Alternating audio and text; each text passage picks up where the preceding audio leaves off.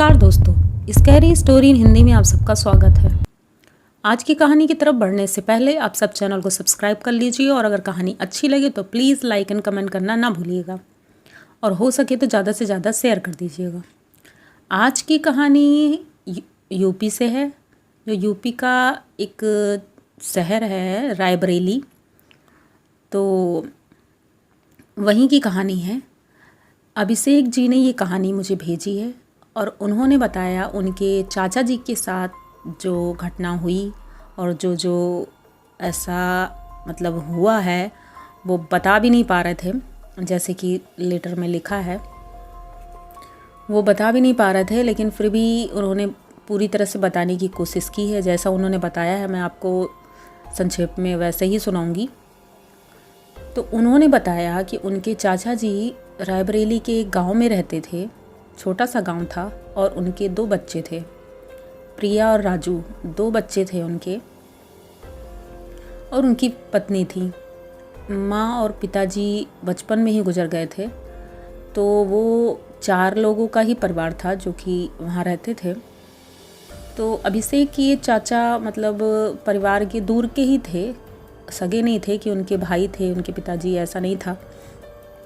हाँ, लेकिन फैमिली के थे तो ऐसे ही चाचा बोलते थे। तो उन्होंने जैसा कि बताया कि वो उनकी फैमिली में सिर्फ 4 लोग ही थे।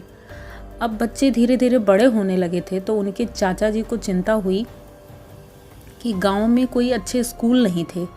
तो उन्होंने सोचा कि बच्चों की पढ़ाई लिखाई के लिए शहर में एक अच्छा सा घर अगर मिल जाता है तो सही रहेगा, वो भी कम बजट में अगर मिल जाता है तो और भी सही है।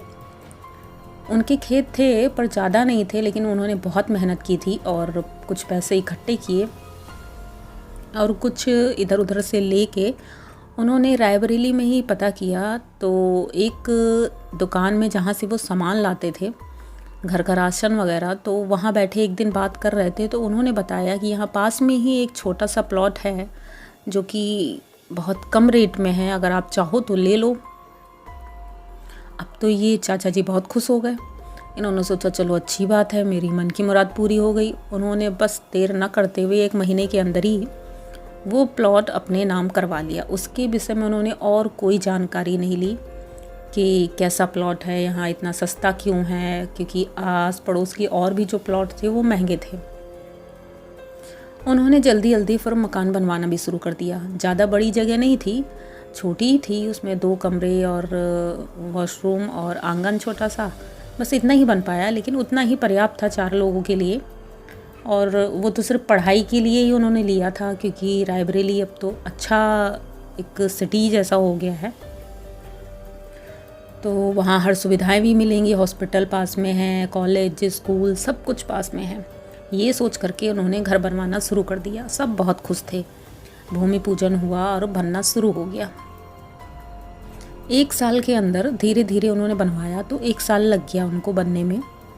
तब तक उनका बेटा 10th क्लास में गया था और बेटी छोटी थी, तो वो 6th क्लास में थी। बेटा पढ़ने में अच्छा था, तो उन्होंने पास में ही एक स्कूल था, वहाँ उसका एडमिशन करवा दिया था।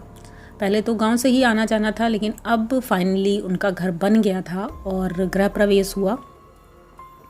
जिस दिन गृह प्रवेश हुआ तो उन्होंने पंडित जी से बोला कि भाई गृह प्रवेश करना है, आप समय बता दीजिए कितनी समय होगा या किस दिन करना है, शुभ रहेगा हमारे लिए। तो पंडित जी ने जो शुभ दिन बताया वो उन्होंने उस हिसाब से काम करना शुरू किया कि भाई वो दिन अच्छा है, उसी दिन हमको सारी तरह से तैयारी करनी है। जिस तारीख को पूजा होनी थी उस दिन सुबह से ही बहुत तेज़ बारिश हो रही थी। अब ये बहुत परेशान कि मार्केट से सामान भी लेके आना है और पूजा भी होनी है, पंडित जी कैसे आएंगे, ये सारी टेंशन बहुत परेशान कर रही थी। उनकी पत्नी भी बहुत परेशान थी, घर में खाना बनाना है और ये लोगों को खिलाना भी होगा। हाँ, ज़्यादा नहीं, लेकिन कुछ लोगों को, खास लोगों को बुलाया था। और घर का सामान कैसे आएगा ये सोचते सोचते बहुत देर हो गई थी। 10-11 बज गया सुबह से। अब व्रत भी थे वो लोग की पूजा होनी है। अब धीरे धीरे घड़ी की सुई बढ़ती जा रही है। शाम का वही 4 बज गया था, बारिश रुकने का नाम नहीं ले रही थी। फाइनली ये हुआ कि अब पंडित जी तो नहीं आ पा रहे हैं क्योंकि वो दूसरे शहर गए हुए थे और उन्होंने बोला था कि हम आ जाएंगे, लेकिन बारिश की वजह से वो नहीं आ पाते हैं। तो उनके पति मतलब चाचा जी बोलते हैं ऐसा है कि हम भी तो पंडित ही हैं, तो पूजा हम भी कर सकते हैं, तो उसमें क्या बड़ी बात है भाई, पूजा कर लेते हैं और बाद में जब पंडित जी से बता देंगे भाई जैसा होगा, और कुछ बताएंगे तो वो कर देंगे। अब इनकी पत्नी बोलती है कि और कोई चारा नहीं है हमारे पास, क्योंकि पंडित जी तो आए नहीं हैं और दिन अच्छा बताया उन्होंने आज का ही, तो चलो फिर घर ही में अपना हवन और पूजा पाठ जो उनको आता था उन्होंने किया। और करने के बाद सबको प्रसाद वितरण किया। ज़्यादा लोग नहीं आ पाए थे, जो खास अड़ोस पड़ोस के थे वही 1-2 लोग आए और पूजा संपन्न हुई। जब पूजा संपन्न हुई और वो प्रसाद वितरण कर रहे थे तो दरवाजे पे जो तोरण लगा हुआ था वो अचानक से गिर जाता है। अब इनको थोड़ा सा अजीब सा लगता है, लेकिन फिर सोचते हैं कि बारिश हो रही है, हवा भी बहुत तेज़ चल रही है, हो सकता है इस वजह से ये गिर गया होगा, तो ज़्यादा ध्यान नहीं देते हैं, लेकिन उस तोरण को फिर से लगा देते हैं। और नीचे जो रंगोली बनाई हुई थी फर्श में वो पूरी ख़राब हो गई थी, लेकिन उसमें भी यही सोचा कि हवा की वजह से लोग आ जा रहे हैं, हो सकता है इस वजह से ख़राब हो गई होगी, इतना ध्यान नहीं देते हैं। और तब तक शाम हो जाती है, वही 7-8 बज जाता है, तो सारे जो उनके गेस्ट आए थे, जो कुछ लोग, वो लोग चले जाते हैं प्रसाद लेकर के। और ये लोग भी बैठे बातें ही कर रहे थे और सामान शिफ्ट कर रहे थे, अपना सेट कर रहे थे वहाँ पर, कैसे क्या कहाँ रखना है, कि ये सारी चीज़ें हो रही थी। और धीरे धीरे रात बढ़ती जाती है और बारिश है कि अभी भी रुकने का नाम नहीं ले रही थी, वो पूरा दिन बारिश हुई। ये लोग बहुत परेशान हुए। रात का वही 1 बजा हुआ था, ये लोग बहुत थक गए थे। इन्होंने सोचा चलो थोड़ा आराम कर लेते हैं, 2-4 घंटे तो बचे हैं, अब सो कर के सुबह जल्दी उठना है और उसके बाद ही आगे का काम होगा कुछ, क्योंकि स्कूल में एडमिशन भी करवाना था और नए नए बुक्स और ये सारी चीज़ें भी करनी थी, तो ये बहुत काम थे भाई। ये सब लोग लेट जाते हैं, सोने लगते हैं। अचानक से उनको लगता है दरवाजे पर कोई आया है। अब बहुत तेज़ से कोई नॉक करता है दरवाज़ा, और इतनी रात में, अभी तो पहला ही दिन था घर का, कोई घर भी नहीं ज़्यादा जानता है, तो कौन हो सकता है इतनी रात को। तब तक तो 2 बज गया था, इनकी नींद लग गई थी, सोने लगे थे ये। हड़बड़ा के सब लोग उठ जाते हैं कि आखिर इतनी रात में इतनी तेज़ तेज़ कौन नॉक कर रहा है। अब चाचा जी जाते हैं, दरवाज़ा खोलते हैं, पहले तो पूछते हैं कौन है, उधर से कोई आवाज़ नहीं आती है, लेकिन फिर उनको भी इतना आइडिया नहीं था कि क्या हो सकता है हमारे साथ।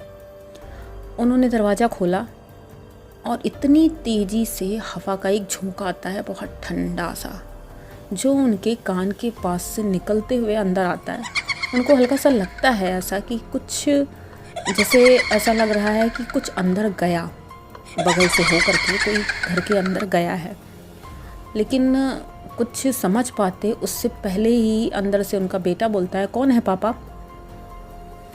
इन्होंने बोला नहीं कोई नहीं है बेटा, आराम से सब लोग सो जाओ, कोई नहीं है, हो सकता है कोई अजनबी होगा, आया होगा और चला गया होगा।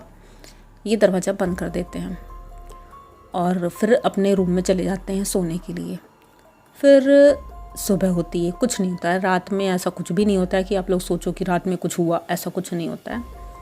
लोग आराम से सुबह उठते हैं और वो अपने बेटे को लेकर के चले जाते हैं चाचा जी स्कूल, और माँ बेटी घर में रह जाती हैं। अब बेटी का भी स्कूल का समय हो रहा था, 9 बज गया था, वो भी जल्दी जल्दी लंच बनाती है उनकी मम्मी और उसको भी भेज देती हैं स्कूल। अब घर में अकेली बसती हैं उनकी पत्नी, मतलब चाची जी।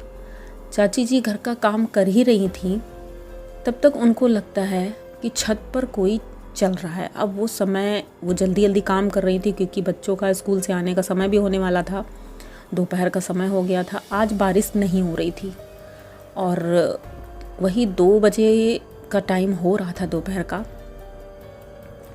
और उन्हें लगता है उनकी छत पर कोई चल रहा है, जैसे कोई टहलता है ना तेज़ी तेज़ी से, वैसी ही आवाज़ आ रही थी। तो ये सोचती हैं कि हमारा घर तो किसी के घर से जुड़ा हुआ भी नहीं है कि कोई ऊपर चढ़ जाएगा, और बाहर से चढ़ने का तो कोई सवाल ही नहीं है, तो आखिर छत पे कौन है, और अभी तो कोई आया भी नहीं है। ये सोच के थोड़ी देर तो अवॉइड करती हैं, लेकिन फिर थोड़ी देर बाद फिर आवाज़ आती है। ऐसा लगता है जैसे कोई महिला है, जो उसकी पायल की आवाज़ आ रही थी चलने की। अब ये बाहर जाती हैं और देखती हैं पहले तो गेट के बाहर से कि ऊपर कोई है, उसके बाद बाहर से ही थोड़ा अंदर गेट के सीढ़ियाँ थी, तो वो सीढ़ी चढ़ के ऊपर जाती हैं। ऊपर देखती हैं पूरी छत में कहीं कोई नहीं था। अब ये सोच करके बहुत डर जाती है। अब वो जैसे ही नीचे उतर रही थी सीढ़ी से, उनको लगा पीछे से उनको किसी ने धक्का दिया, बहुत तेज़ी से धक्का दिया था। वो नीचे 6-7 स्टेप और उतरना था उनको, उतने ऊंचे से ही किसी ने उनको बहुत तेज़ी से धक्का दिया। वो नीचे आके गिरती हैं, उनके सर पे बहुत तेज़ चोट लगती है और बेहोश हो जाती हैं। तब तक उनके बच्चे स्कूल से आ गए थे और उन्होंने देखा कि भाई गेट जब नॉक किया तो कोई खोल नहीं रहा था, तो उन्होंने काफ़ी देर वेट किया। उसके बाद देखा कि गेट बंद नहीं था, वो लगा हुआ था, सिर्फ कुंडी नहीं लगी थी, मतलब ताला नहीं लगा था अंदर से या कुंडी नहीं लगी थी। तो उन्होंने दरवाज़ा खोला और खोल के अंदर आए। देखा तो मम्मी सीढ़ियों के पास पड़ी हुई थी। अब ये सोच करके तो ये दोनों परेशान कि आखिर ये लेटी क्यों है, ऐसा क्यों, और खून बहुत बह गया था, उनका सर पे चोट लगी थी। वो तुरंत अपने पापा को फ़ोन करते हैं कि पापा जल्दी से घर आ जाओ, मम्मी को चोट लगी है। तो उनके पापा आते हैं और उनको हॉस्पिटल लेके जाते हैं। अब डॉक्टर्स परेशान कि आखिर इनको चोट अचानक से, मतलब उनसे जैसे बताया जाता है कि ये सीढ़ियों से गिर गई तो उनको होश आ जाता है हॉस्पिटल में। अब डॉक्टर्स भी परेशान हो जाते हैं कि सही बात है, अचानक से ऐसे कैसे चोट लग गई, और खून इतना ज़्यादा बह गया था कि उनको बोला गया हो सकता है अंदर से कोई प्रॉब्लम है या खून चढ़ाना भी पड़ सकता है, क्योंकि खून बहुत ज़्यादा बह गया था।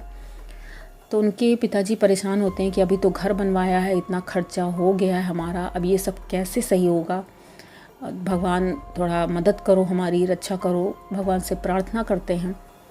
लेकिन उनकी पत्नी की तबीयत ठीक नहीं हो रही थी। 1-2 दिन हॉस्पिटल में रहती हैं, उसके बाद डॉक्टर डिस्चार्ज कर देते हैं और दवाइयाँ देते हैं, बोलते हैं अभी ठीक है लेकिन थोड़ा रेस्ट करेंगी तभी इनको आराम मिलेगा। अब इन लोगों का काम और बढ़ जाता है क्योंकि अब उनकी मम्मी बेड पर थी। तो ऐसे ही एक दिन उनके दोनों बच्चे छत पे खेल रहे थे और खेलते खेलते उनकी बॉल पीछे जंगल की तरफ चली जाती है। वहाँ और भी प्लॉट थे, थोड़े पेड़ भी लगे थे, बगीचे टाइप में था ऐसे। तो वो उनका भाई राजू, वो दोनों उतर के जाते हैं बॉल लेने के लिए और मम्मी से बोलते हैं कि मम्मी पीछे बॉल गिर गई है, मैं अभी लेके आता हूँ। अब उनकी मम्मी को थोड़ा सा डर लग रहा था कि ये वहाँ नहीं जाना चाहिए बच्चों को, क्योंकि वो खुद इतना डरी हुई थी, क्योंकि घर में कोई नहीं था। वो बात वो किसी को बताना भी नहीं चाहती थी कि सभी लोग डर जाएंगे। बच्चे बॉल लेने जाते हैं, उनको बॉल नहीं मिलती है, फिर वो वहाँ से वापस आते हैं और मम्मी से बोलते हैं मम्मी पता नहीं क्यों बॉल तो पीछे ही गई थी लेकिन वहाँ मिली नहीं, जबकि वहाँ तो कोई बच्चे भी नहीं है कि किसी ने उठा ली होगी। तो उनकी मम्मी बोलती हैं ऐसा है, आप लोग पढ़ाई करो और चलो खेल वेल बंद करो, ऐसा कुछ नहीं है। दोनों पढ़ाई करने के लिए जब अपने रूम में जाते हैं तो उनको अजीब सी स्मेल आती है रूम में। तो वो अपनी मम्मी से बोलते हैं कि मम्मी क्या रूम में सफाई नहीं की है, क्योंकि बहुत स्मेल आ रही है, अजीब सी स्मेल है। तो मम्मी बोलती है मैंने सफाई तो की थी अभी बस, लेकिन हाँ 2 दिन हो गए हैं और 2 दिन में हो सकता है कोई चूहा मर गया होगा या बिल्ली होगी, तो ऐसा कुछ होगा, तो हो सके तो बेटा झाड़ू मार लो। अच्छा झाड़ू मारते हैं, पोछा मारते हैं, दोनों बच्चे काम करते हैं, लेकिन फिर भी वो स्मेल नहीं जा रही थी। अब थोड़ा अजीब था क्योंकि ये स्मेल ऐसी आ रही थी जो कि उन्होंने कभी ऐसी स्मेल ली ही नहीं थी। उनके घर में नॉनवेज नहीं खाया जाता था, वो पंडित थे, और ऐसी स्मेल मतलब जैसे मार्केट में नहीं जब गुजरो उधर से तब आती है, वैसी ही थी। ये सोच करके दोनों बहुत अजीब सा फेस बनाते हैं और बोलते हैं मम्मी उस रूम में मैं नहीं जाऊँगा, वहाँ जैसे दम घुट रहा है। तो मम्मी बोलती ठीक है मेरे पास आकर यहीं पर बैठ जाओ, यहीं पर पढ़ाई करो। दोनों वहीं बैठते हैं, लेकिन अचानक से उन्हें लगता है किचन में कोई है। किचन में बर्तन गिरते हैं, दोनों बच्चे दौड़ के जाते हैं, देखते हैं तो बर्तन ना तो गिरे हुए थे और ना वहाँ पर कोई था। बर्तन गिरने की आवाज़ कहाँ से आ गई। ये सारी घटनाएं उनके घर में रोज़ रोज़ होने लगी। कहीं कुछ होता, कहीं कुछ होता, लेकिन शुक्र रहा ये कि उनकी मम्मी की जो चोट लगी थी उसके अलावा किसी को और बड़ी चोट नहीं लगी।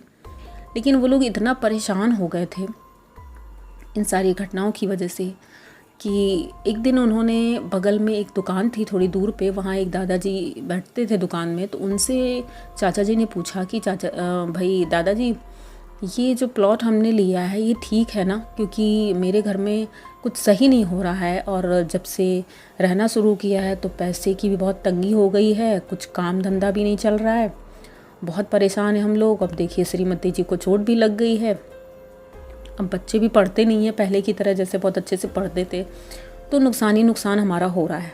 तो उन्होंने फिर बताया कि ये जो तुम्हारा प्लॉट है, इस जगह एक झोपड़ी हुआ करती थी बहुत पहले, जिसमें कि एक परिवार रहता था 7 लोगों का, और उन 7 लोगों ने एक साथ यहाँ सुसाइड किया था और जिनको वहीं पर दफना दिया गया था। किसी को पता नहीं चला था। ये बहुत पुरानी बात है, आज की नहीं, बहुत पुरानी बात है, तो ज़्यादा लड़कों को नहीं पता है, ये हमारे जैसे उम्र के लोगों को ही पता है। तो वहाँ पर ऐसी घटनाएं होती रहती हैं, इसीलिए कोई ये प्लॉट लेने को तैयार ही नहीं था, क्योंकि जिसको पता है वो बता देता है। आपने पूछा नहीं शायद, इसीलिए आपको पता नहीं। तो अगर हो सके तो आप बेटा ये प्लॉट छोड़ दो, क्योंकि इससे आपका नुकसान ही होगा, कभी आप आगे नहीं बढ़ पाओगे। ऐसा सुन कर के उन्हें थोड़ा सा सांत्वना मिलती है कि चलो कुछ तो हल निकला, कि मतलब कुछ पता चला हमें कि यहाँ ऐसा क्या है। वो अपनी पत्नी को बताते हैं तो उनकी पत्नी कहती है कि जो भी उन्होंने कहा है वो ठीक ही है, क्योंकि मैंने आपको बताया नहीं था, उस दिन सीढ़ियों से मुझे किसी ने धक्का दिया था, जो कि वहाँ कोई नहीं था, और घर में मुझे रोज़ न रोज़ कुछ न कुछ ऐसी एक्टिविटीज़ होती थी कि जैसे छत पे कोई चल रहा है, किचन में कोई आया है, मतलब ऐसा कुछ न कुछ दिखता रहता था।